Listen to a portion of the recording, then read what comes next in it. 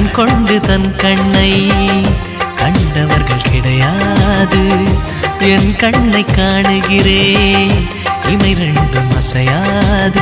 குயில் இசை கேட்டவள் இன்று குயில் முகம் பார்க்கிறாள். உயிர் தொட்ட பாடலின் முழு உருவத்தை பார்க்கிறாள். தேடும் முன்பே வந்த பொருள் வாழ்வில் நிலைப்பதில்லை.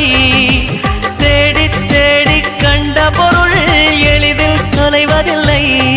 இசை பாட்டும் காற்றும் சேர்ந்த பின்பு பிரிவதில்லை. இன்னிசை பாடகனே இவள் இன்னுயிர் கலந்து விட்டாள். மண்ணகம் உள்ளவரை இவள் மனசுக்குள் வாழ்ந்திருப்பாய்.